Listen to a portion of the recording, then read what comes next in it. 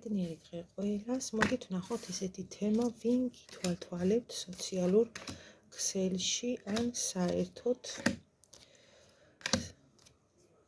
თვალთვალის რეჟიმი საიდან არის მომართული. აღწეროთ მისი პიროვნება, ვინც ამოიცნობს თქვენია ბურთით და მოედანით. მას ასე, რა შეგვიძლია ვთქვათ მასზე? ორიგინალური, თავისუფლების მოყარე, რთული ადამიანია და თანაც საკმაოდ. რამდენი წელიც არ უნდა იცნობდეთ, მაინც ვერავინ გაიცნობს ბოლომდე. შეიძლება ითქვას უცნაურიც კი. სად იწყება მისი ლოგიკა და სად მთავრდება, თავადაც არ იცის. ზედმეტად არაპროგნოზირებადია. ამიტომ მისგან სტანდარტულ ურთიერთობას ნურავინ დაელოდებით. მისი კრეატივი, ქარიზმა მართლაც შეუდარებელია. საინტერესო თვისებებით არის შემკული. თუმცა უფრო როგორც მეგობარი, ნათესავი, ახლობელი, ამ სტატუსებში იდეალურია, მაგრამ პირად ურთიერთობებში ნებისმიერს გამოიყვანს წყობიდან, მისი ქცევითი თავისებურებებიდან გამომდინარე. ცნობის მოყარე ბუნება აიძულებს სულიყო საქმის კურსში, ინფორმირებული, რაც თავისთავად თვალთვალის მიზეზად უკვე საკმარისია, ხო?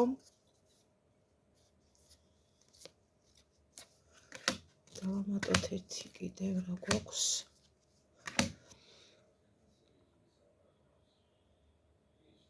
იგი თვლის, რომ პოზიტიური დამოუკიდებელი ინტელექტუალური ადამიანი ხართ, რაც უკვე მის ინტერესებს თქვენდამი კიდევ უფრო აღვივებს. თუმცა აშკარად ფრთხილობს, არ უნდა რამე ზედმეტი თქვას ან გააკეთოს, რაც მერე წინ ვალდებულების სახით დახვდება. აქ არიდება აქვს მას პირდაპირი მოქმედებისა, უფრო ირიბად ცდილობს ფონს გავიდეს. მთავარია მისთვის ვინმე სხვა არ დაინახოს თქვენს გვერდით, პოსტებსა თუ სტორებში.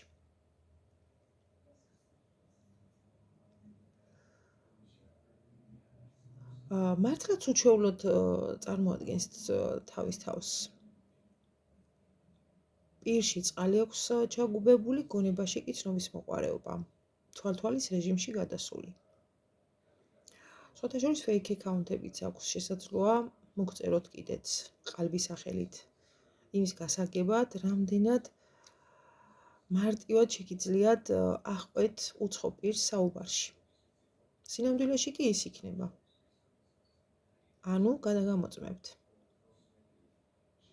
მისი აზარტი შეუპოვარია. მნიშვნელოვანია იცოდეს, შეიძლება თუ არა თქვენი ნდობა.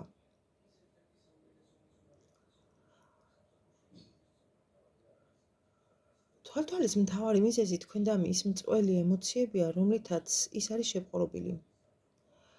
განსაკუთრებით მოდიმე აქ გამოვყოფ ფიზიკურ ვნებასა და ლტოლვას თქვენი მისამართით. ეს არის ყველაზე ძლავრი და ძლიერი. ამიტომაც სულ გითვალთვალებთ. ვინც ამოიცანით წარმატებები. პირადი კითხვები WhatsApp-ზე მომწერეთ 557 16 73 53. ოღონდ ძალიან გთხოვთ, მომწერეთ და ნუ მირეკავთ. მადლობა.